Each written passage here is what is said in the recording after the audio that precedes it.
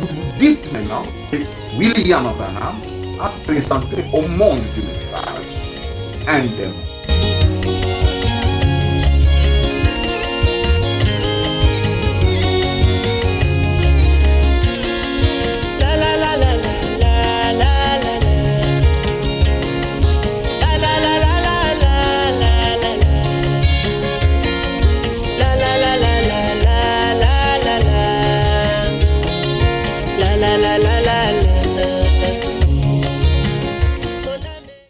Shalom, frères et sœurs, dans le message, chers serviteurs de Dieu, pasteurs, ministres, évangélistes, apôtres, que Dieu vous bénisse. C'est encore moi, votre frère Bob Munanga. Je suis revenu dans le cadre de notre émission « Que dit William Marion Branham ?» Nous sommes en train de traiter un sujet, c'est l'ancien des jours aux cheveux blancs. Nous partageons ces paroles ensemble, nous étudions et nous attendons à vos réactions et à vos questions. Nous les faisons pour nous entraider et voir que dit William Marion Branham sur plusieurs aspects de la parole. Donc, comme je l'ai dit tantôt, le sujet actuel que nous sommes en train de développer est un sujet quand même complexe. Nous parlons de cet ancien des jours, l'ancien des jours aux cheveux blancs. Et nous sommes en train d'étudier cela pour voir qu'est-ce que cela signifie en notre temps. Nous pouvons lire encore le passage, nous l'avons dit la fois passée, que Daniel était le premier à se référer à cette qualité-là de la chevelure blanche de l'ancien des jours. Et c'était dans Daniel 7, 9 à 15. Nous lisons, « J'ai regardé pendant que l'on plaçait des trônes, et l'ancien de jour s'assit, son vêtement était blanc comme la neige, et les cheveux de sa tête étaient comme de la laine pure, son trône était comme des flammes de feu, et le roux comme un feu ardent. Un fleuve de feu coulait et sortait de devant lui, 1000 milliers le servaient, et 10 000 millions se tenaient en sa présence. Les juges s'assirent, et les livres furent ouverts. Je regardai, alors, à cause des paroles arrogantes que prononçait la corne, et tandis que je regardais, l'animal fut tué, et son corps fut anéanti, livré au feu pour être brûlés. Les autres animaux furent dépouillés de leur puissance, mais une prolongation de vie leur fut accordée jusqu'à un certain temps. Je regardais pendant mes visions nocturnes, et voici sur le nuée des cieux arriva quelqu'un de semblable à un fils de l'homme. Il s'avança vers l'ancien des jours, et on le fit approcher de lui.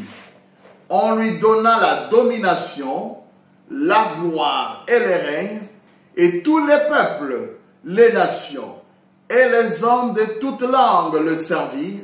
Sa domination est une domination éternelle qui ne passera point, et son règne ne sera jamais détruit. Moi, Daniel, j'eus l'esprit troublé au-dedans de moi, et les visions de ma tête m'effrayèrent. Donc c'est ça le passage. Daniel, dans ses visions nocturnes, il est venu avoir cette merveilleuse vision. Il a vu l'ancien des jours, et il avait la tête était couverte de la laine blanche, et en Apocalypse, on parle des cheveux blancs. Et quand Daniel a vu cela, plus tard, des années et des années plus tard, Jean a vu le même livre d'Apocalypse, il voit l'ancien des jours, et il parle des cheveux blancs, il avait le cheveu blanc. Et nous avons vu quand William Branham vient, lui qui vient accomplir, et non projeter quelque chose dans l'avenir, lui vient réaliser les promesses. Et quand il est venu, il nous a dit que, en fait, Ce n'était pas des cheveux comme tels, mais c'était une perruque. Et cette perruque était formée par les ailes d'ange. C'est alors que nous comprenons ce que Daniel avait vu. En fait, ce que Daniel appelle la laine blanche, ce sont les ailes d'ange. Mais nous avons dit une chose, que quand Daniel a vu, et nous lirons encore ça aujourd'hui, il n'y avait personne assis sur ce trône. Donc, c'était une couverture de la divinité, de l'entité appelée le divin, Dieu, et il y avait un trône et des trônes. Et quand Daniel a vu cela, il n'y avait personne assis sur ce trône. Et même les petits trônes, personne n'était dessus. Nous avons dit pourquoi? C'est parce que cela était dans le temps de Daniel. Dieu avait un message à donner à Daniel, que cette vision ne concerne pas ces temps. Alors, lorsque nous avons vu qu'il y avait des trônes, et un trône, et il y avait des justes qui s'assirent, nous avons vu qu'il est important de parler de trône. En fait, Dieu, c'est lui-même le grand trône. Dieu. Donc, cette image-là, c'est le trône de Dieu. Il y a deux trônes et il y a un trône. Et nous avons dit, nous parlons d'abord du trône. Et en parlant du trône la fois passée, nous avons décrit qu'il y a trois sortes de trônes et il y a aussi trois classifications de trônes. Nous avons vu ça. Il y a le trône du Père, le trône du Fils, le trône du Saint-Esprit. En fait, les trois manifestations de Dieu, Père, Fils, Saint-Esprit, et dans chaque manifestation, chaque fonction de Dieu, Dieu a un trône. Il règne toujours, mais sur un trône. Et nous avons encore souligné, il s'agit du même trône, mais qui change de fonction et qui change de forme. Et je crois que le tableau que nous avons peint la fois passée, nous avons dit le Père, dans la classification de trône par rapport à la position, William Branham dit il y a un trône au ciel. Il dit c'est le premier trône est au ciel. Il dit le deuxième trône est en Christ. Il s'agit de Christ Jésus. Et il dit le troisième trône est dans l'homme.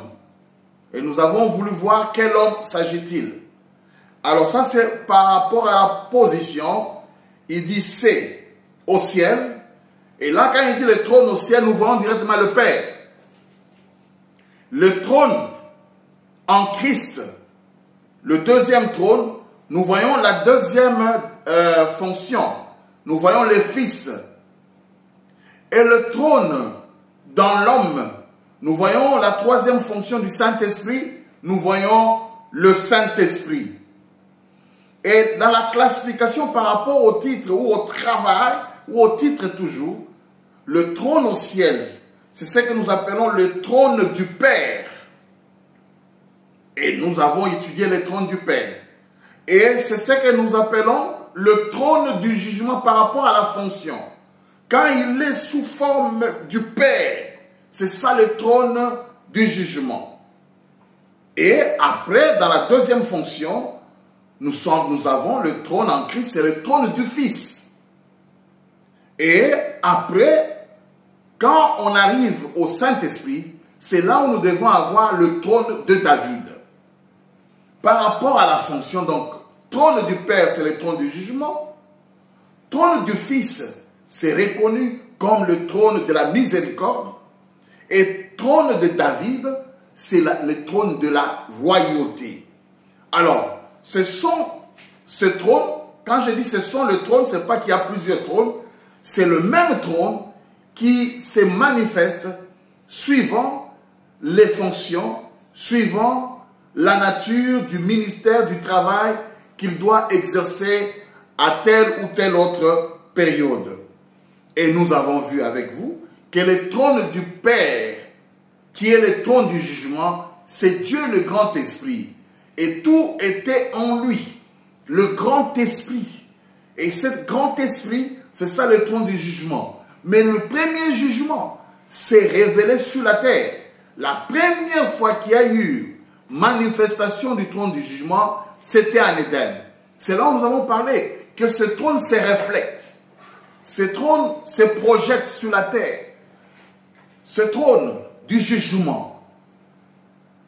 En Éden, le trône du jugement à Kadesh Barnea, nous avons vu que le calvaire, c'était encore le trône du jugement. C'est toujours le même trône. Et le jugement, lorsque nous parlons du jugement, nous voyons la colère. Nous voyons la colère. C'est cela le jugement. Le trône du jugement.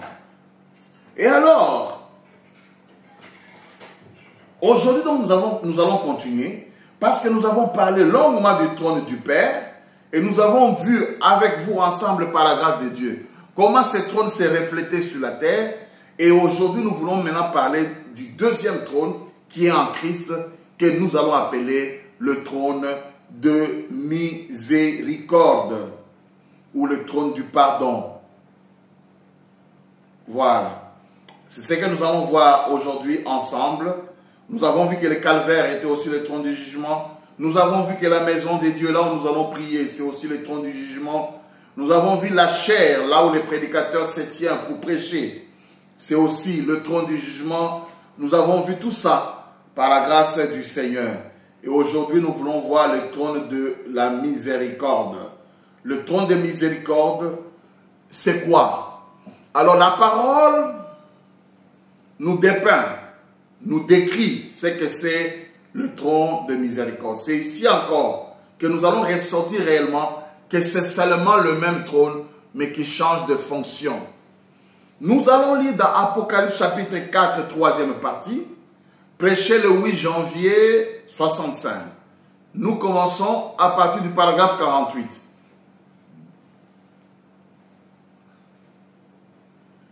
C'est maintenant le jour de grâce. Bon, retournons ici dans l'Ancien Testament, juste un petit peu, et voyons ce que c'est la miséricorde. Retournons et voyons ce que s'est passé à ce trône. Ce trône, bien sûr, c'est le trône du jugement. Et là, la raison pour laquelle aujourd'hui il y a de la grâce, c'est parce que le trône de grâce, le mot propitiatoire, est le terme biblique pour trône de miséricorde, est recouverte d'une expiation, le sang. Tant que le sang est sur le trône de jugement, alors il n'y a pas du tout de jugement, c'est la miséricorde, parce que quelque chose est mort pour arrêter le jugement. Si vous comprenez cela, dites Amen. L'assemblée dit Amen. Tant que le sang est sur le trône de miséricorde, cela montre que quelque chose était mort pour arrêter le jugement. Mais lorsque l'Église sera enlevée, le trône de miséricorde deviendra un trône de jugement.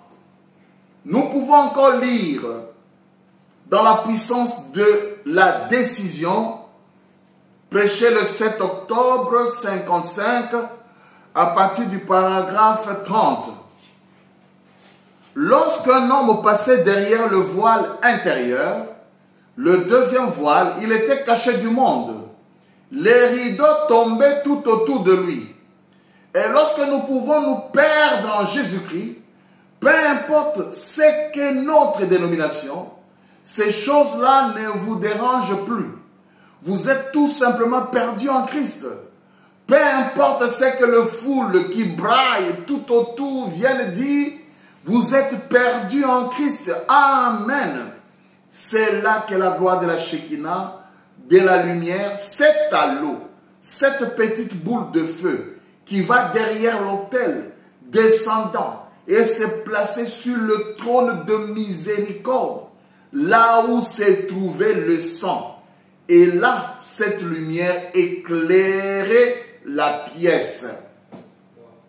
On peut encore ajouter, pour en avoir le troisième témoin avec la prédication, la postérité d'Abraham, prêché le 23 avril 59, paragraphe 12.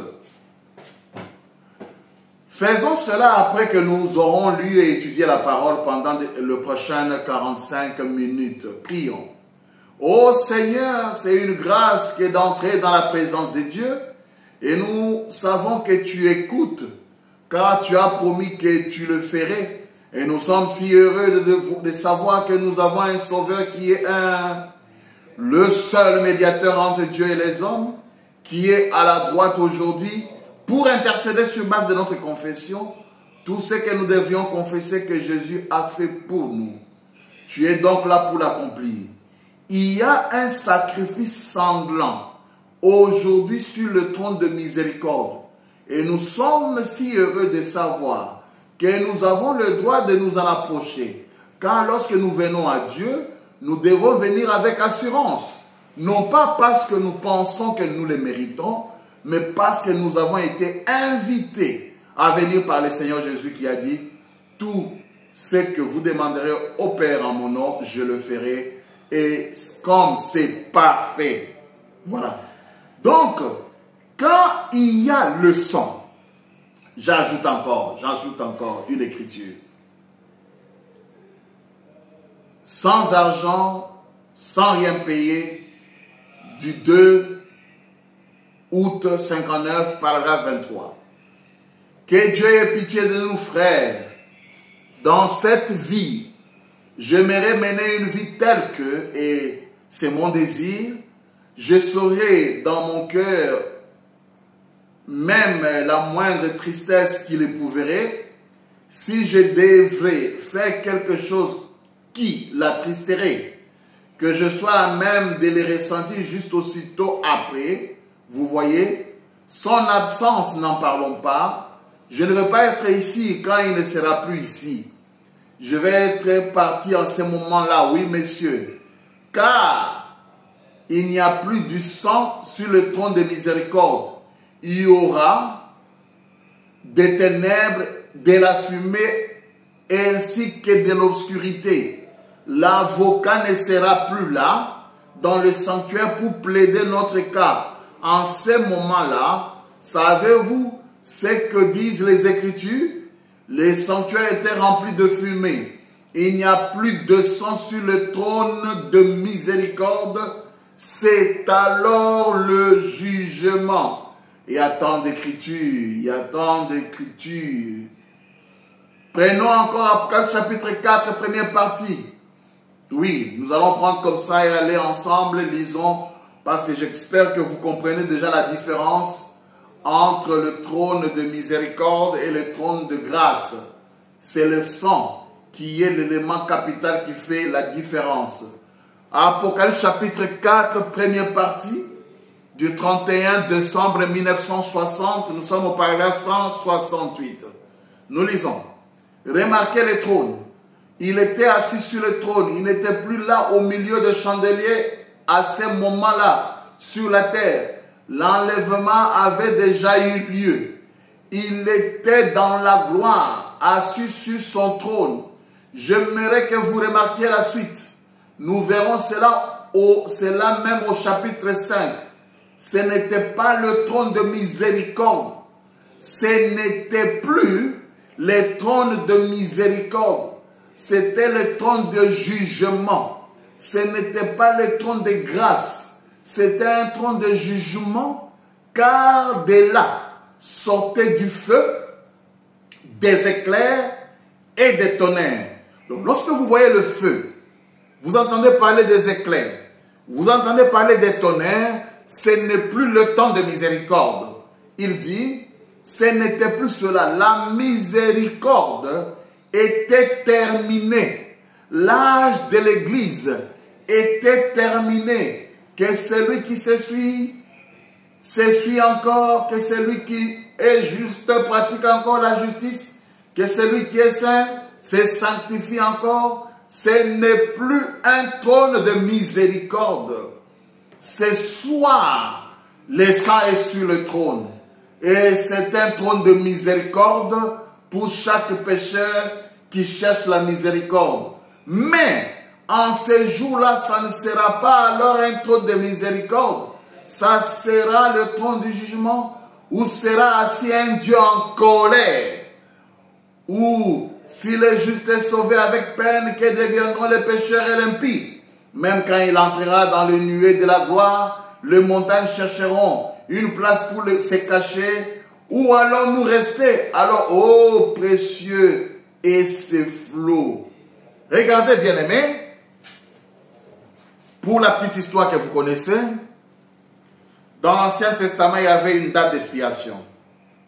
Et cette expiation consistait au sacrifice d'un agneau qu'on devait brûler sur l'autel d'Héran, et on devait recueillir par les souverains sacrificateurs son sang. Et vous savez que le sanctuaire était composé de 3 parties. Il y avait une partie appelée le parvis, il y avait la deuxième partie appelée le lieu saint, et il y avait la troisième partie appelée le Saint de Saints.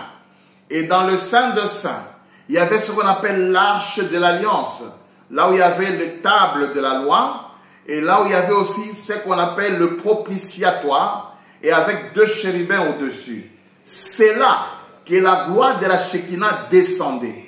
Et lorsque cette gloire entrait dans le Saint des Saints, il reflétait sa lumière jusqu'au cuve d'airain qui était au parvis. Et la première chose que cela reflétait, c'était le nom de l'Éternel.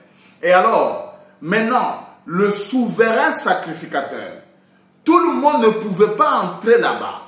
Personne ne pouvait entrer dans le Saint des Saints parce que c'était le trône du jugement comme nous l'avons vu la fois passée. Et c'était le trône de Dieu. Et le trône de Dieu, c'est l'Esprit. C'est la colonne de feu. C'est le Logos. C'est un feu dévorant. Dieu est un feu dévorant. Alors, personne ne pouvait s'hasarder. Et alors, pour que ce trône, le Dieu de miséricorde, le Dieu du jugement plutôt, devienne la miséricorde pour toute l'assemblée d'Israël, Aaron, le souverain sacrificateur, devait prendre le sang et avancer à pas ordonnés, passer les parvis et traverser le lieu saint jusqu'au Saint de Saints. Et quand il arrivait au Saint de Saints, il devait prendre ce sang, jeter sur le propitiatoire. Et cela faisait que le même trône qui était le trône du jugement devenait le trône de miséricorde, autrement dit, le trône de la grâce. Le même trône qui était le trône du jugement, lorsqu'on y mettait le sang sur le propitiatoire, était le trône de pardon. Et lorsque le souverain sacrificateur revenait de là, en sortant, c'était la fête, c'était le bruit, c'était la réjouissance, parce qu'il pouvait y mourir. C'est comme quelqu'un qui entre dans une cabine de 6600 volts. Il pouvait y mourir. Et nous voyons des cas partout, même ici au Congo. Quelqu'un qui entre imprudemment dans une cabine là, et puis il est électrocuté, et il meurt même calciné. Là, c'est pire. Alors, Aaron devait entrer avec une certaine marche, lentement, sous un certain rythme. Il avait des cloches, et les cloches qu'il avait pouvaient donner un message à ceux qui attendaient à l'extérieur leur miséricorde, le message qu'il est encore vivant. Quand il fait des mouvements, ils entendent des bruits de cloches, ping, ping, ping. Ils se disent, ah, il est encore en vie. Et quand il revenait, il sortait, c'était la fête, c'est la miséricorde. Donc le même trône de feu, des éclairs, des tonnerres, le feu dévorant devenait le trône de grâce, le trône de la miséricorde de Dieu, lorsque le sang était jeté dessus. Alors, le trône de jugement que nous avons étudié la fois passée, qui est le grand esprit, sans rien, associé avec personne. Personne n'est associé. C'est là où Daniel dit, quand il a vu ce trône, il était vide. Et il était là, ils sont des tonnerres, ils grondaient comme les tonnerres. Il y avait des éclairs, il y avait des flammes, de feu, la fumée. Et quand le sang était là, il y avait apaisement. C'est toujours le sang pour la miséricorde. C'est toujours l'expiation. Et il sortait. Et le trône du jugement devenait alors le trône de miséricorde. Mais ce sang symbolise quoi? Quand on dit le sang, Alors nous allons étudier ces trônes, ces changements de trône avec Moïse. N'oubliez pas, comme nous l'avons lu, lorsque vous voyez, lorsque vous entendez parler des éclairs, du feu et tout ça, des tonnerres, on sous-entend le jugement. Ce sont des langages bibliques. Là où nous avons lu, on peut encore relire avec vous si vous voulez, c'est 168, Apocalypse chapitre 4, première partie, prêché le 31 décembre 1960, paragraphe 168, nous l'avons lu là. Je prends vers le bas là. Il était dans la gloire assis sur son trône. J'aimerais que vous remarquiez la suite. Nous verrons cela même au chapitre 5. Ce n'était pas le trône de miséricorde. Ce n'était plus le trône de miséricorde. C'était le trône de jugement. Ce n'était pas le trône de grâce. C'était un trône de jugement. Car de là sortait du feu, des éclairs et des tonnerres. Ce n'était plus cela. La miséricorde était terminée. L'âge de l'Église était terminé. Donc quand vous entendez parler du feu, des tonnerres, fumée, quoi encore, éclair, c'est ça le jugement. Alors quand Aaron jetait le feu, c'est vraiment comme la cabine du courant. C'est terrible, il ne faut pas entrer, tout le monde ne pouvait pas y entrer. Et quand Aaron, il jetait le sang, cela apaisait la colère et c'était maintenant la douceur, la miséricorde. Voyez, quand vous voyez le feu, le tonnerre et toutes ces choses-là, mes frères, mes sœurs, chers ministres, là c'est le jugement. Alors voyons Moïse, qui à un certain moment, il voulait amener les enfants de Dieu à aller écouter Dieu, que Dieu leur parle. Vous allez voir ce qui s'est passé lorsque nous lisons dans Exode 19, 9, et on descend la Bible. Lisons un peu cette histoire ensemble. Voyons ce que la Bible dit. Et l'Éternel dit à Moïse, « Voici, je viendrai vers toi dans une épaisse nuée, afin que le peuple entende quand je te parlerai, et qu'il ait toujours confiance en toi. » Moïse rapporte les paroles du peuple à l'Éternel.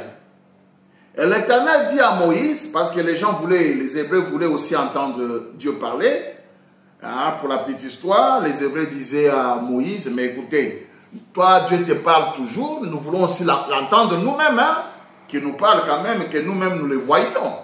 Et c'est ça l'histoire aussi.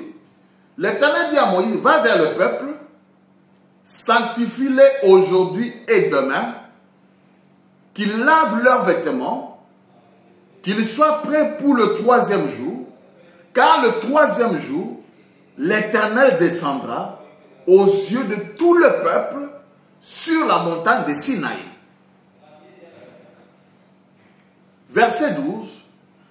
Tu fixeras au peuple des limites tout alentour. Et tu diras, gardez-vous de monter sur la montagne ou d'en toucher le bord. Quiconque touchera la montagne sera puni de mort. Tu mets les limites. Le peuple vient, c'est bien. Nous allons écouter Dieu, c'est bien. Mais trace les limites de ligne. C'est Moïse qui devait tracer la ligne. Ici, ne dépassez pas. Si vous dépassez, la punition, ce n'était pas vous foutre en prison. La punition, c'était la mort. Écoutez. On ne mettra pas la main sur lui, mais on le lapidera. Vous essayez de dépasser la limite ou les limites de Moïse, on ne va pas vous tenir même. Non, non, non, non, ce sont les pieds, on va vous lapider. Mais on les lapidera ou on les percera de flèches. Écoutez, animal ou homme, il ne vivra point. Quand la trompette sonnera, ils s'avanceront près de la montagne. Moïse descendit de la montagne vers le peuple. Il sanctifia le peuple et ils lavèrent leurs vêtements. Et il dit au peuple, soyez prêts. Dans 3 jours, ne vous approchez d'aucune femme. Vous voyez les trônes de jugement? Le troisième jour au matin, écoutez, il y eut des tonnerres. Voilà, ce sont les signes du jugement, du trône du jugement. Il y eut des éclairs et une épaisse nuée sur la montagne. La nuée, quand vous voyez, c'est aussi le jugement. Le son de la trompette retentit fortement et tout le peuple qui était dans le camp fut saisi d'épouvante. Moïse fit sortir le peuple du camp à la rencontre de Dieu et il s'est placé au bas de la montagne. La montagne de Sinaï était tout enfumée parce que l'Éternel y était descendu au milieu du feu. Vous parlez de la puissance électrique au Inga, ça c'est plus. Parce que l'Éternel y était descendu au milieu du feu. Cette fumée s'élevait comme la fumée d'une fournaise. Et toute la montagne tremblait avec violence. Les sons de la trompette retentissaient de plus en plus fortement. Moïse parlait et Dieu lui répondait à haute voix. Ainsi, l'Éternel descendit sur la montagne de Sinaï, sur le sommet de la montagne. L'Éternel appela Moïse sur le sommet de la montagne. C'est grave. Et Moïse monta. Les éclairs, tremblements de terre, la nuée, fumée, du feu. Moïse est allé là-bas. L'Éternel dit à Moïse, descends. Fais au peuple la défense expresse de se précipiter vers l'Éternel. C'est Dieu. Il a pitié quand même, il dit, qu'ils ne viennent pas vite vers moi pour regarder, de peur qu'un grand nombre d'entre eux ne périssent. Moïse dit à eux qu'ils ne se précipitent pas ici.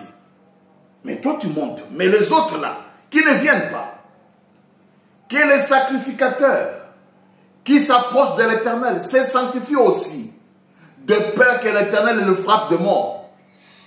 Moïse dit à l'Éternel, le peuple ne pourra pas monter sur la montagne de Sinaï, car tu nous en as fait la défense expresse en disant, fixe les limites autour de la montagne et sanctifie-la.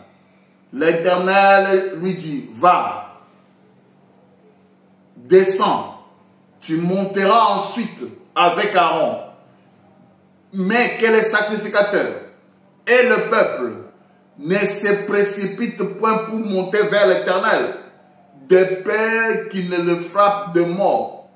Moïse descendit vers le peuple et lui dit ces choses. Voilà. Quelle scène! Comment un homme peut entrer au milieu de ces feux-là, au milieu de ces tonnerres-là? Ça tremble, ça bouge, mais lui il est là. Alors qu'un humain ne peut pas survivre. Et les autres, s'ils osaient suivre Moïse, c'est la mort. Et si même vous n'allez pas même vous toucher seulement le bord de la montagne, c'est la mort. On ne vous tue pas avec le main, mais avec le pierre. Alors le peuple a eu peur. L'assemblée a eu peur. Écoutez ce qu'ils ont dit à Moïse. Voilà maintenant la miséricorde. Écoutez, voilà maintenant la miséricorde. Au temps de Moïse, écoutez. Exode 20, 18 à 21. Tout le peuple attendait les tonnerres et les sons de la trompette. Écoutez, voyez, il voyait le flamme de la montagne fumante. Et à ces spectacles, le peuple tremblait et se tenait dans l'éloignement. Il dit à Moïse, parle-nous toi-même et nous écouterons. Mais que Dieu ne nous parle point, de peur que nous ne mourions. Moïse dit au peuple, ne vous effrayez pas, car c'est pour vous mettre à l'épreuve que Dieu est venu, et c'est pour que vous ayez la crainte devant les yeux, afin que vous ne péchiez point. Et le peuple restait dans l'éloignement, mais Moïse s'approcha de la nuée où était Dieu. C'est ça la miséricorde. La miséricorde pour ces Hébreux était quoi? Moïse. Quand Dieu parle à Moïse, nous ne voulons plus l'écouter. Voilà pourquoi vient la prédication, écoutez-le. Dieu dit, ne m'écoutez pas moi. Vous ne saurez pas supporter. Il n'y a que Moïse seul qui peut venir et moi je vais crier, écoutez-le. On fait tout ce que Dieu avait. Tout ce que Dieu, dans sa forme de jugement, disait, c'était écoutez-le. Moi, je m'adresse à lui. Le partenaire que j'ai pour le salut ici, c'est Moïse. Vous, écoutez Moïse. Ne cherchez pas à devenir comme Moïse. La miséricorde était exactement, la miséricorde était Moïse. Moïse était donc la miséricorde. Pourquoi? Lorsqu'on dit le sang est dans le corps humain. Alors, Moïse était mystérieux. Pour les Hébreux, la personne qui pouvait être leur miséricorde, la personne qui pouvait être leur pardon, c'est Moïse. Souvenez-vous. Souvenez-vous. Souvenez-vous, mes frères, mes sœurs. Lorsque Moïse voulait frapper, exterminer tous les Hébreux, qui s'est jeté à la brèche? Il dit avant de les frapper, frappe-moi, la miséricorde. Lorsque Dieu, avec sa fumée, avec ses éclairs, voulait exterminer les Hébreux, c'est Moïse qui s'est présenté. Il était donc la miséricorde. Il était un petit tronc de miséricorde parce qu'en Moïse, il y avait le sang. L'homme a le sang. On va y venir. Donc Moïse était un homme mystérieux. Maintenant écoutez. Quand Moïse montait du haut au sommet de Sinaï, les peuples restaient. Et quand Moïse montait, Moïse entrait jusque dans la colonne de feu. Ça, c'est très important. La colonne de feu qui pouvait brûler tout le monde. Et les peuples se sont éloignés. La colonne de feu auprès de laquelle les Hébreux ne pouvaient pas s'approcher. Moïse non seulement s'approchait auprès de cette colonne de feu face à face, mais Moïse pouvait entrer dans la colonne de feu. En fait, Moïse devenait le buisson ardent. Il était l'arbre dans le feu sans se consumer. Il y a un mystère là. Moïse entrait. Nous allons lire le prophète. Lisons Dieu dévoilé. C'est prêché le 14 juin 64, paragraphe 182. Écoutez. Premièrement, je vais dire une chose. Premièrement, avant de lire, excusez-moi, la colonne de feu. Quand Moïse descendait, William Branham dit, Moïse voilait la colonne de feu. Moïse était le voile. Et la colonne de feu était à l'intérieur de Moïse. Et quand Moïse parlait, Dieu était voilé en Moïse. Dieu était voilé dans ses prophètes. Ça, c'est un côté. Lisons ça. Dieu dévoilé du 14 juin 64, paragraphe 182. Moïse était le voile. La parole vivante de Dieu voilée derrière une chair humaine. La colonne de feu était en Moïse, bien sûr, annonçant ce qu'il allait faire, ce qu'il allait être voilé plus tard derrière deux peaux. Vous voyez? Voilà. Moïse était le voile, la colonne de feu. Quand Moïse était devant le peuple, Moïse était le voile et la colonne de feu était à l'intérieur. Mais quand maintenant le contraire se faisait, quand Moïse allait vers Dieu, écoutez ce qui se faisait. Nous sommes toujours dans Dieu dévoilé, maintenant au paragraphe 158. Alors, remarquez, Dieu a adressé une mise en garde à tous. de ne pas essayer de suivre Moïse où? À l'intérieur du voile de feu. Le voile de feu, c'est la colonne de feu. La colonne de feu était aussi un voile. Je relis. Dieu a adressé une mise en garde à tous de ne pas essayer de suivre Moïse à l'intérieur du voile de feu. Pourquoi? Continuons la lecture. Moïse devait être voilé. Ah, ici, ce n'est pas Moïse qui voile. Mais c'est Moïse qui doit être voilé maintenant. Je dis, Moïse était le voile dans le premier cas. Moïse voilait la colonne de feu. Mais ici, c'est Moïse qui doit être voilé. Par quoi? Écoutez. Il devait en sortir ainsi. Moïse, quand il entrait, c'était Moïse, virgule, qui pénétrait dans cette colonne de feu. Qui pénétrait. C'est le terme et le verbe utilisé. Moïse pénétrait dans cette colonne de feu. La colonne de feu est là. Moïse vient, non seulement qu'il est face à face avec la colonne de feu, mais il entre dans la colonne de feu. Et c'est la colonne de feu qui voile maintenant Moïse. Suivez très bien. Moïse, dans le premier cas, lui voile la colonne de feu. Mais dans le deuxième cas, le voile, c'est la colonne de feu. Et c'est Moïse qui est voilé. Maintenant, c'était Moïse qui pénétrait dans cette colonne de feu. Et quand il sortait, il était voilé. En effet, il était entré là-dedans, débarrassé de ses traditions, des traditions des anciens. Il avait vu la colonne de feu, mais voici qu'il pénètre dans la colonne de feu. Voyez, amen. Et il ressort voilé. La parole de Dieu dans un homme voilé.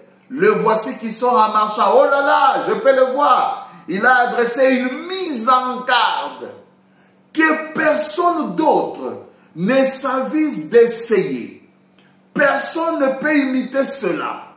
Vaudrait mieux pas, voyez, que ce soit même un prêtre ou un saint homme, qui que ce soit, un cardinal, un évêque, quoi que ce soit d'autre, s'ils essayaient de pénétrer à l'intérieur de ce voile, ils mouraient.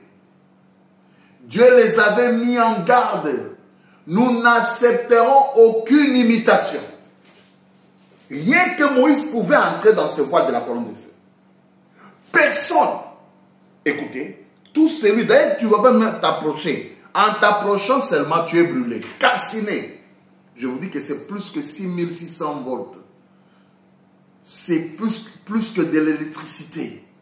C'est du feu. Ce que nous avons comme dans notre science, l'énergie que nous avons, c'est rien par rapport à l'énergie qu'est Dieu. Il est un feu dévorant. Et Moïse, lui, entrait dedans. En entrant dedans, la lumière, le voile du feu le couvrait et l'environnait. Et il brillait. La colonne de feu était autour de lui. C'est pourquoi quand il ressortait, Dieu lui a dit, mets aussi un voile. Parce que les gens ne pouvaient pas l'observer. Il était dans la colonne de feu, caché, voilé par la colonne de feu.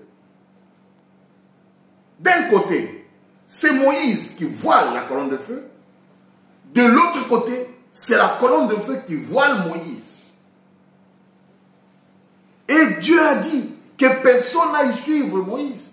Aujourd'hui, nous avons beaucoup de pasteurs qui veulent tous avoir la colonne de feu. Je ne refuse pas. Je crois que la colonne de feu peut apparaître pour confirmer telle autre chose. Mais lorsque vous voulez avoir la colonne de feu, pour vous faire un nom, pour vous montrer que vous avez aussi un message, vous êtes un imitateur. Et le message dit, nous n'accepterons aucune imitation.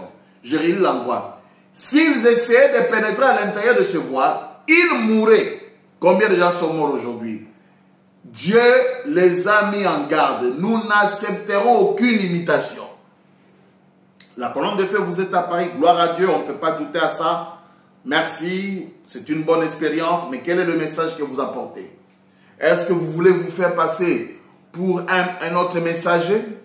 Un 8e messager pour prêcher aussi les messages qui est différent de ceux qui se trouvent dans le banc et les brochures? C'est là où nous allons dire ça, c'est une contrefaçon. Alors, nous continuons la lecture. Dieu les a mis en garde. Nous n'accepterons aucune imitation. Sa parole est révélée à un seul. Il en a toujours été ainsi. Un prophète est venu avec la parole de Dieu dans chaque âge, à chaque fois, tout au long de l'écriture. La parole vient à un seul. Dans chaque âge, c'est pareil. Même dans les âges de l'Église, du tout premier au dernier, les autres ont leur place. Voilà, les autres ont leur place. C'est vrai, remarquez. Mais tenez-vous loin de cette colonne de feu. Voyez, quelle leçon nous apprenons ici? Voyez-vous, tout le monde voulait être un Moïse. Et tout le monde... Lisons encore au paragraphe 175, toujours Dieu dévoilé. Dieu caché derrière le voile. Suivez bien ici, chers amis, frères et sœurs du message, suivez un peu ici. Dieu, on dit Dieu, caché derrière le voile. Dieu caché derrière le voile. Je reprends, Dieu caché derrière le voile. Point. Écoutez maintenant la phrase qui suit. Moïse s'est voilé le visage. Dieu caché derrière le voile. Point. Moïse s'est voilé le visage. Écoutez. Moïse était la parole vivante voilée à cette époque-là. Donc quand la colonne de feu, voilée parce que la colonne de feu est aussi un voile, Dieu se cache dans la colonne de feu, c'était le Dieu qui se cachait dans la colonne de feu, c'était Moïse. C'était Moïse. Moïse entrait dans cette colonne de feu, et quand Moïse sort, il est la grâce. Parce que déjà la colonne de feu en lui, la colonne de feu est couverte d'une peau. La colonne de feu est couverte de sang. La colonne de feu est devenue sang et chair. Alors quand la colonne de feu devient sang et chair, nous pouvons dire notre précieux frère, nous pouvons dire bonjour mon frère Dieu, nous pouvons embrasser Dieu. Oh, les mystères de la piété est grand. Dieu a été manifesté en chair. Nous l'avons touché. Nous avons communié avec lui. C'est ça la grâce. Le pardon, c'est lorsqu'on peut voir la parole faite chair. C'est ça le pardon. Alors, Moïse s'est voilé le visage plutôt. Moïse était la parole vivante. Voilée à cette époque-là. Maintenant, qui est la parole vivante voilée aujourd'hui? Si là-bas, c'était Moïse, ici c'est qui? Quand on dit Branham est la parole, on crie sacrilège, sacrilège.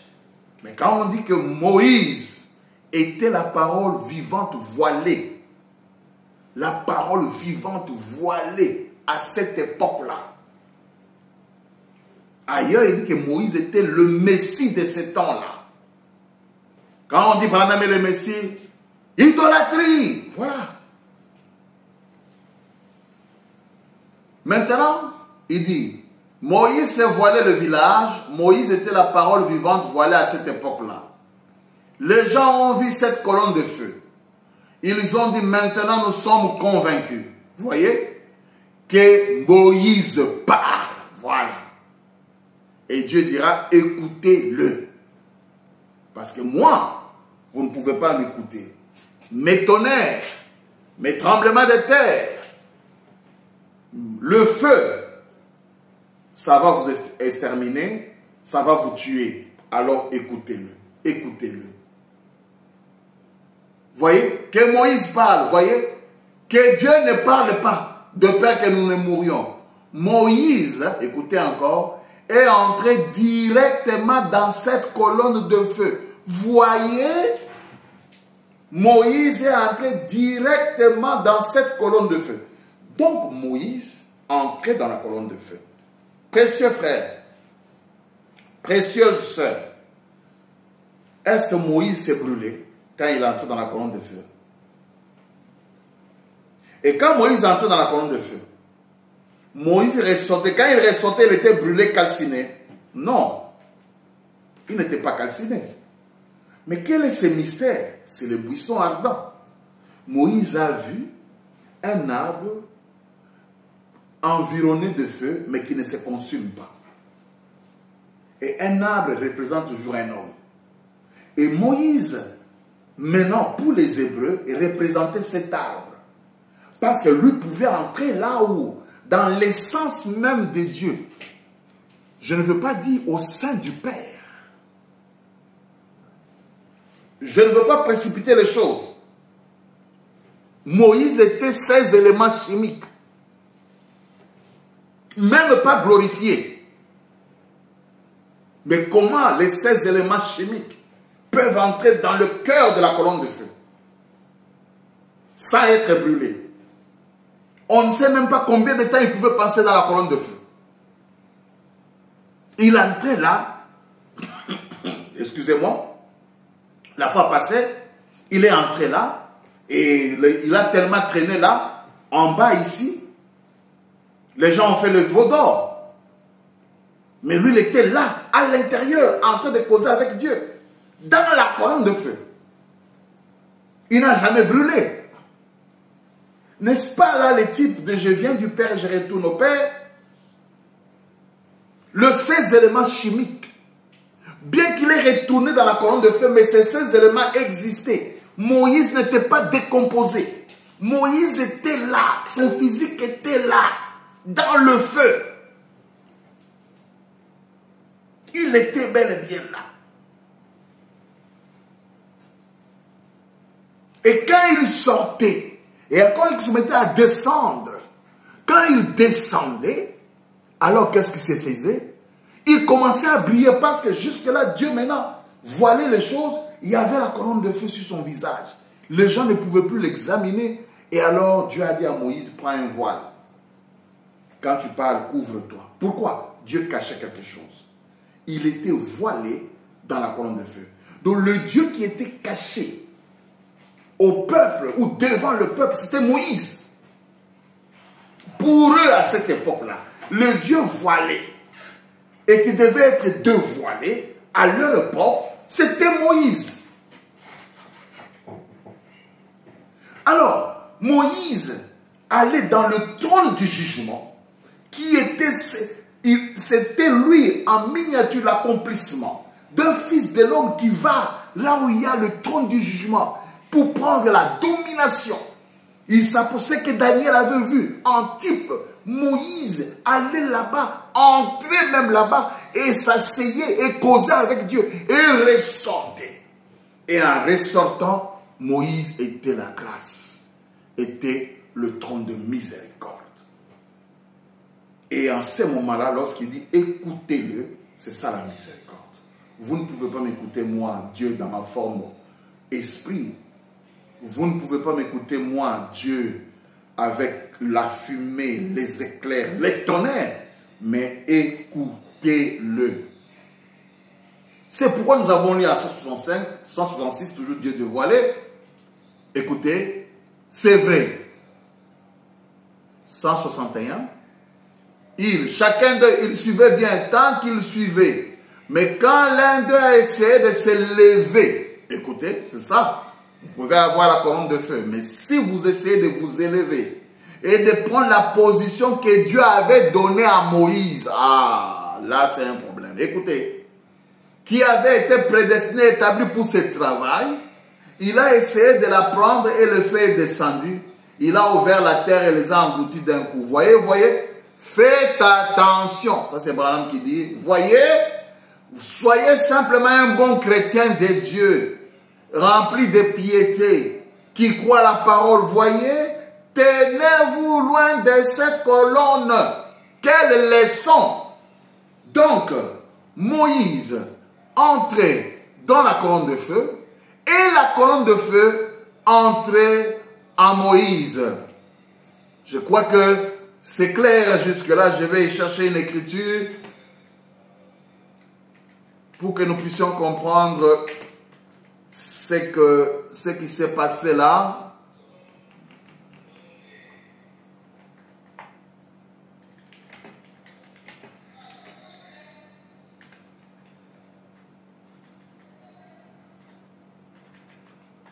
Oh.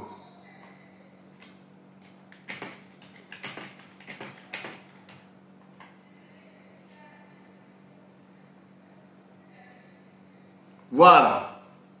Dieu merci, c'est Jean 10, 38. Écoutez ce que Jésus dit.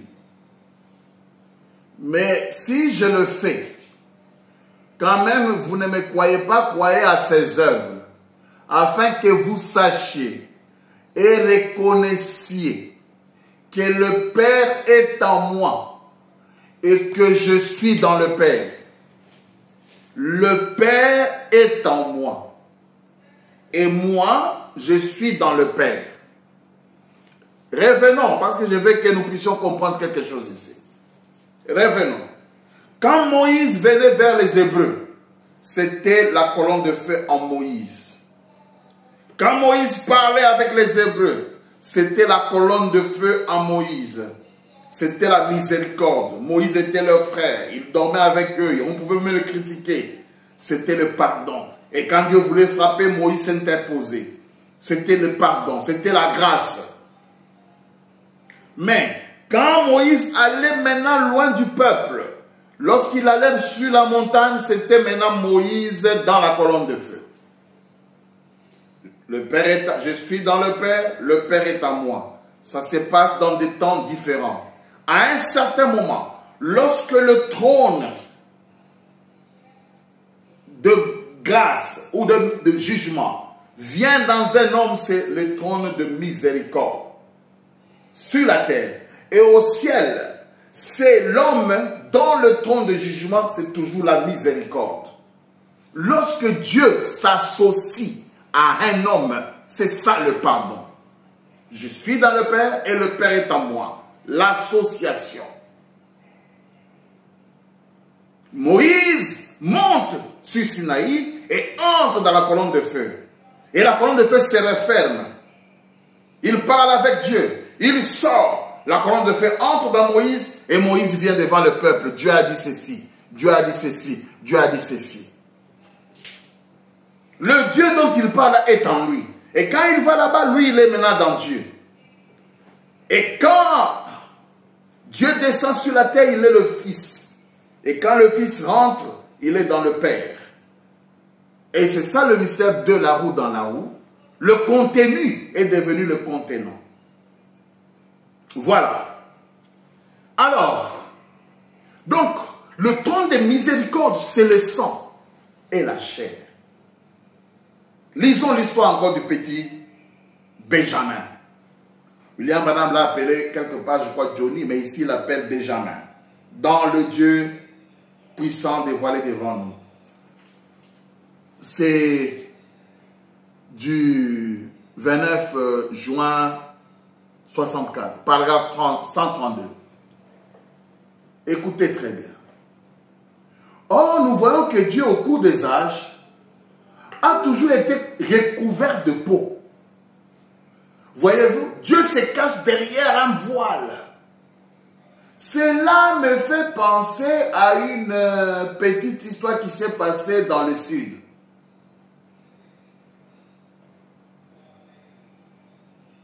Oui. Excusez-moi, je suis en train de voir si j'ai laissé ce que je voulais lire ici. Voilà. Cela me fait penser à une petite histoire qui s'est passée dans le sud. Là se trouvait un foyer chrétien. Et dans ce foyer chrétien, il croyait en Dieu. Et il croyait que Dieu le protégeait de tout malheur. Et c'est bien vrai. Et le Benjamin de la famille, un garçonnet âgé de 7 ou 8 ans, allait à l'école le dimanche, à l'école du dimanche, et c'était un brave garçon, mais il avait peur de l'orage. Et particulièrement lorsqu'il y avait des éclairs. Rappelez-vous, j'ai parlé, faites attention. Quand vous voyez les éclairs, les orages, les tonnerres, c'est le signe du jugement. 134. J'ai raconté ceci à un homme l'autre jour. Ça, j'aime ça. Quand on a annoncé la nouvelle de cet homme qui avait été guéri, ce même ministre m'a dit, c'était un ministre. Ils font de vous un Dieu, frère Branham. Voilà, toujours des...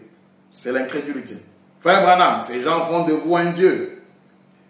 Eh bien, vu que c'était un critiqueur, je pensais que je pouvais peut-être couper un peu court à la chose. Voilà. En lingala, on dit Nakatalikamnamukuse. Le monsieur dit, on est en train de faire de vous un Dieu. Hein? Écoutez William Branham.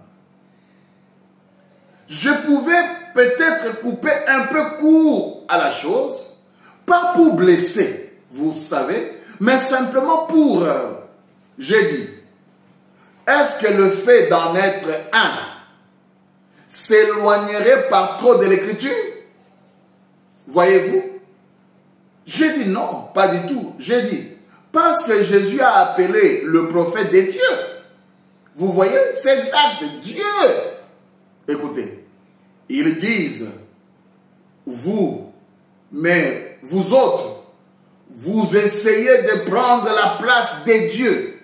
William Branham coupe court, écoutez. Ce n'est pas si loin du compte. C'est exactement cela. C'est tout à fait juste. Dieu manifesté dans la chair, tout comme il a promis. Montrez-nous, Branham dit qu'il est Dieu. Ça, ce n'est pas une écriture. Je réponds. Ce n'est pas si loin du compte. C'est exactement cela. Exactement cela. Il continue. C'est tout à fait juste. Si je dis que Branham est Dieu, écoutez, c'est exactement cela. C'est tout à fait juste. Dieu manifesté dans la chair, tout comme il a promis. Il a promis où? Luc 17, 30 et toutes les autres écritures. Écoutez, cette petite famille donc, je lui ai raconté cette petite histoire qui m'est venue à l'esprit à l'instant. Il se trouva qu'un soir, l'orage éclata. Et la maman dit à son plus jeune, monte vite, fiston, et va te coucher. Il a dit, maman, j'ai peur. Il a dit, il n'y a rien qui puisse te faire de peur. Il n'y a rien qui puisse te faire de mal. Monte et va te coucher. Le petit Benjamin était étendu là-haut, apercevant par les fenêtres la lueur des éclairs. Le petit bonhomme est devenu si inquiet plutôt, qu'il s'est caché la tête sous la couverture. Il entendait malgré tout la foudre, où vous voyez les éclairs, tonnerre, c'est le jugement, sur les fenêtres, et il a entendu le grondement du tonnerre. Voilà. Alors il a dit, maman! Et elle a dit, que veux-tu? Qu'est-ce que tu veux, fiston? C'est la maman qui dit ça. Il dit, monte un peu dormir avec moi. Elle monta les escaliers comme le ferait toute bonne mère, dévouée. Elle monta et prit son enfant dans ses bras et elle lui dit, fiston, maman désire te parler un petit peu. Il a dit, très bien maman. Elle dit, souviens-toi bien de ceci. Nous allons constamment à l'église. Nous lisons la Bible. Nous prions. Nous sommes une famille chrétienne. Nous croyons en Dieu. Et elle ajouta, nous croyons que quand les orages dans les orages, dans tout ce qui peut survenir, Dieu est notre protection. Écoutez les petits répondre à sa maman, j'aime ça. Écoutez, il dit, maman, je crois tout ça. Mais lorsque ces éclairs sont si près, je veux un Dieu qui soit recouvert de peau. Ainsi, je pense que non seulement ces garçons, mais nous tous sommes de cet avis-là. Lorsque nous nous assemblons, lorsque nous prions les uns pour les autres, Dieu recouvert de peau, nous sommes de cet avis-là. Quand il y a des tonnerres, mais semble-t-il que nous parlons de ces tonnerres, l'âge des tonnerres, les tonnerres ont grondé. Lorsqu'il y a des tonnerres, fiston, Benjamin a dit à sa maman, quand il y a les tonnerres c'est le signe du jugement. Nous avons besoin de la grâce. Nous avons besoin de quelqu'un comme Moïse qui va voiler cette trône de jugement et il deviendra pour nous la grâce. Mais pour les autres, il restera jugement. Écoutez. Voilà maintenant quand même William Branham, quand il prêchait le sceau, il a dit quelque chose d'extraordinaire. Donc, suivez mes frères, mes sœurs, le trône de miséricorde, c'est le sang, la chair humaine. Dieu fait chair, c'est la grâce. Grâce pour elle. Sans la grâce, personne ne sera sauvé. L'expiation vivante. Dieu fait homme, le pardon. Comme devant la Samaritaine, malgré sa vie noire, le pardon. Et quand William Branham prêchait le 6e sceau, écoutez ce qu'il a dit. Nous sommes au paragraphe 120. 6e sceau. Il n'y a plus de sang sur le trône du sang. C'est grave. Dans les sanctuaires du tout, il n'y a plus du sang sur l'autel. Écoutez, le sacrifice a été retiré. Il parle au présent, s'il vous plaît. Je reprends. Il parle au présent. Il n'y a plus de sang sur le trône du sang. Dans le sanctuaire du tout, il n'y a plus de sang sur l'autel. Le sacrifice a été retiré. Il ne reste plus que de la fumée, des éclairs et les jugements à l'intérieur. Écoutez maintenant ici, chers frères et sœurs, amoureux du message, écoutez. Et c'est exactement ce qui est déversé ici ce soir. Oh mon Dieu! Donc pendant que William Branham parlait là, c'était des éclairs, des tonnerres qui étaient déversés. Je reprends. Est-ce que vous pouvez ouvrir les yeux maintenant? Est-ce que le voile de l'incrédulité, mes frères, peut tomber pour que vous compreniez dans quel temps nous sommes? Écoutez, 126e sceau, je réponds. Il n'y a plus de sang sur le trône du sang dans les sanctuaires du tout. Il n'y a plus de sang sur l'autel. Le sacrifice a été retiré. Et il ne reste plus que de la fumée, des éclairs et les jugements à l'intérieur. Et, écoutez, c'est exactement ce qui est déversé ici ce soir. Vous voyez, l'agneau n'est plus sur le... Il s'arrête à son œuvre de médiation. L'œuvre de la médiation sur le trône là-bas est terminée. Et les sacrifices, comme nous l'avons typifié d'une façon parfaite, le parent rédempteur, l'agneau sanglant qui s'est avancé. Écoutez, un agneau qui avait été immolé, un agneau sanglant qui avait été tué, meurtri, s'est avancé et il a pris le livre de sa main.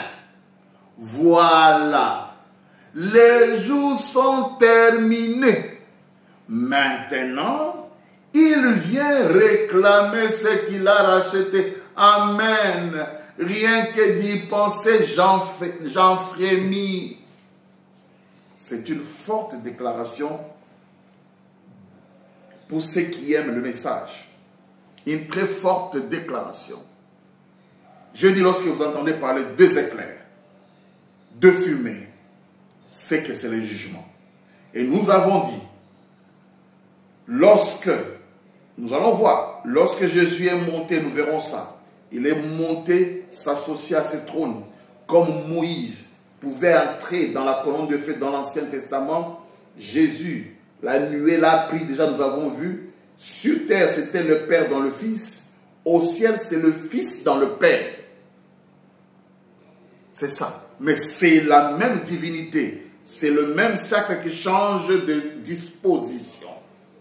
D'accord? Et maintenant, alors, quand l'agneau quitte le sanctuaire, quand le sang quitte le propitiatoire, quand l'agneau quitte, ce sont les éclairs, c'est la colère, c'est le jugement.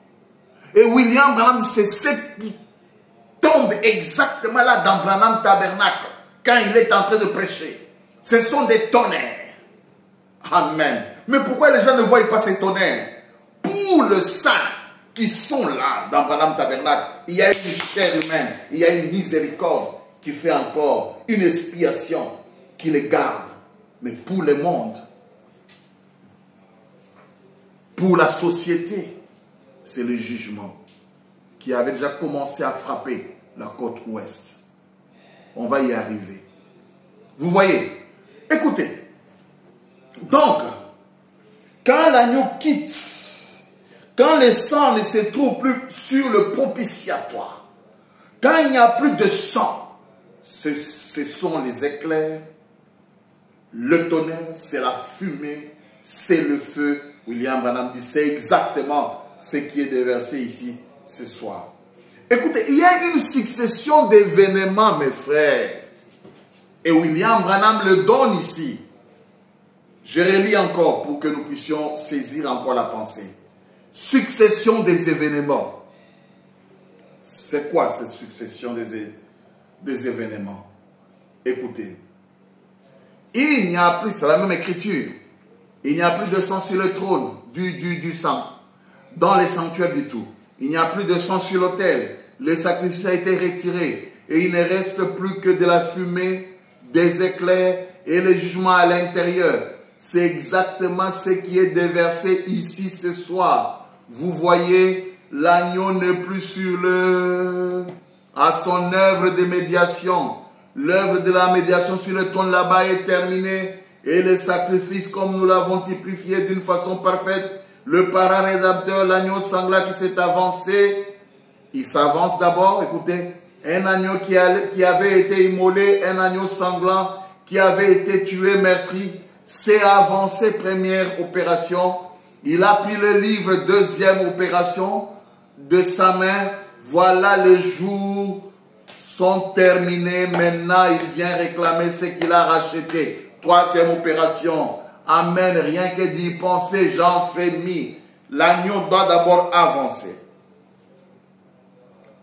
Quand on dit qui est digne de prendre le livre et d'en rompre le sceau, l'agneau, personne sur terre ni au ciel, mais un agneau qui était comme immolé s'est avancé.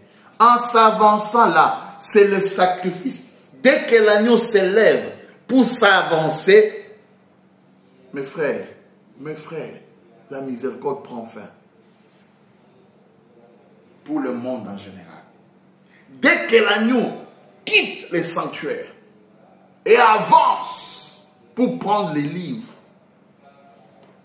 voyez, qui avait été tué, mais il s'est avancé. Et il a pris le livre, voilà, les jours sont terminés.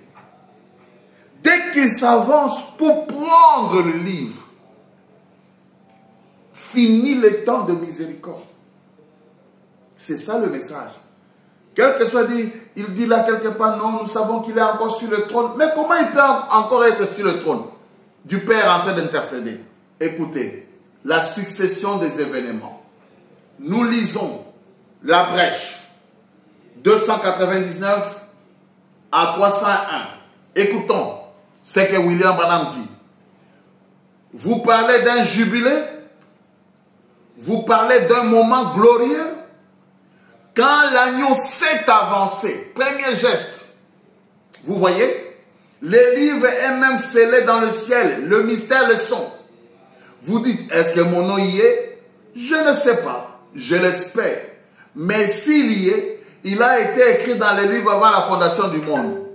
Mais la première chose qui a représenté cette rédemption, c'est l'agneau immolé dès la fondation du monde qui est venu. Voilà. Hein? Et il a pris le livre 2. Il a ouvert le livre 3. Il en a arraché les sceaux 4. Il a envoyé sur la terre à son 7e ange 5 pour révéler à son peuple 6. Écoutez, l'assemblée s'est réjouie, note de l'éditeur. Voilà. Oh là là, qu'est-ce qui s'est passé? Les cris, les acclamations, les alléluia, les oins, la puissance, la gloire, la manifestation. L'assemblée continue à se réjouir beaucoup. L'assemblée a saisi quelque chose. Écoutez, regardez dans les déroulements de la scène. 1. L'agneau s'avance. 2. Il prend les livres. 3. Il brise les sceaux. 4. Il envoie au 7e messager. 5. Il les révèle. Vous pouvez numéroter à votre façon. C'est ce qui se trouve ici. La première chose qui représente cette rédemption. L'agneau est venu d'abord. 1. Il a pris les livres de Dieu. Il a ouvert les sceaux 3. On peut encore dire, il en a arraché les sceaux 4. Il a envoyé sur terre à son 7e messager 5 pour les révéler 6. Et ce qui reste 7, c'est la réjouissance. Et dans Branham Tabernacle, c'était la fête. Ils se sont réjouis. Vous voyez le processus, s'il vous plaît. Il prend les livres. Non. Il s'avance. Il prend le livre. Il ouvre le livre. Il brise les sceaux. Il l'envoie au 7e messager, qui est le 7e ange.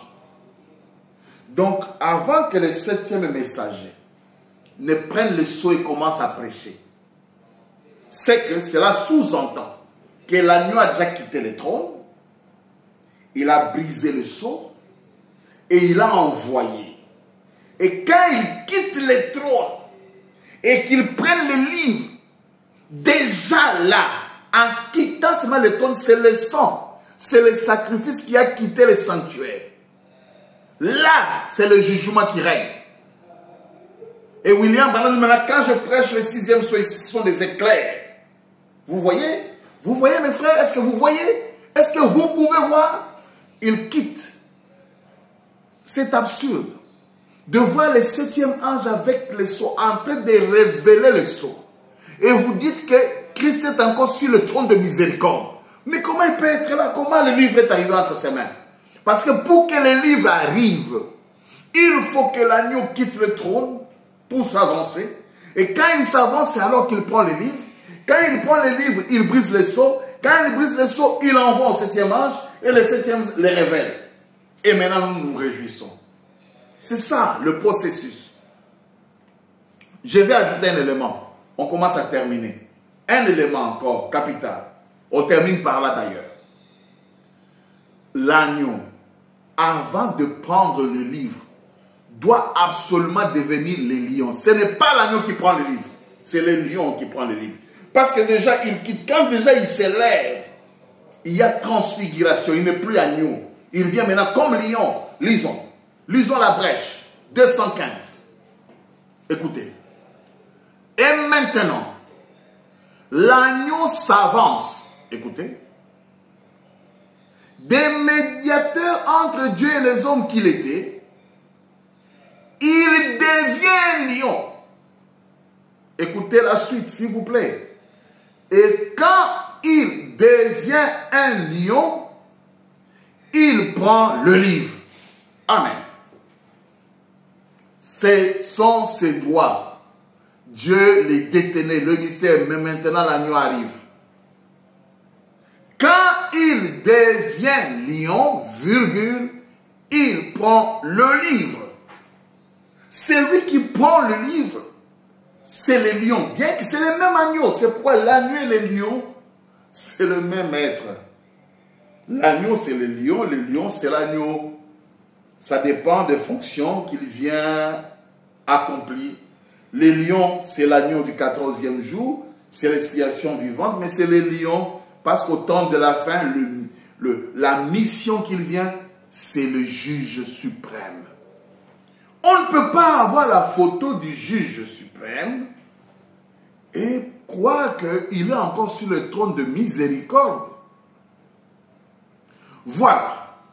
Donc, le trône de miséricorde, c'est quand Dieu, le trône de jugement, est couvert de la peau, quand le logos est couvert de la peau, quand un homme s'associe au logos, quand le sang est là, le pardon est là. Voilà le trône de miséricorde. Prochainement, nous allons parler maintenant du trône de David. C'est là où on va. Mais d'abord, nous allons montrer quand le trône de miséricorde est venu, c'est Jésus. Nous allons voir comment la mort a frappé Jésus et comment lui qui voilait le Père, qui devait maintenant aller entrer dans le Père. Parce que le Père était en lui, on attendait maintenant la scène où lui est dans le Père. Parce qu'il a dit, vous connaîtrez que le Père est en moi, c'est premièrement, c'est comme ça qu'il a commencé. Vous connaîtrez, la Bible mathématiquement est terrible. Hein? Ça me vient tout de suite. Écoutez, c'est Jean 10, 38. Mais si je le fais, quand même vous ne me croyez point, croyez à ses œuvres, afin que vous sachiez, reconnaissiez que le Père est à moi. Il a commencé par le Père est à moi. Et que je suis dans le Père. Mathématiquement, l'ordre mathématique est respecté. Il n'a pas commencé que je suis dans le Père et le Père est en moi. D'abord, le Père est en moi. C'était d'abord Dieu dans son Fils. Dieu est dans son Fils, réconcilier le monde avec lui-même. Mais la fois prochaine, nous allons voir maintenant la mort. Et maintenant, c'est le Fils qui doit aller dans le Père pour continuer l'intercession pendant les âges. Et à la fin, nous allons réaboutir à ce que nous avons dit ici. Il doit quitter l'intercession pour venir prendre son propre trône. C'est à la fin des âges que nous allons parler du trône de David. Pour aujourd'hui, que le Seigneur vous bénisse. Shalom.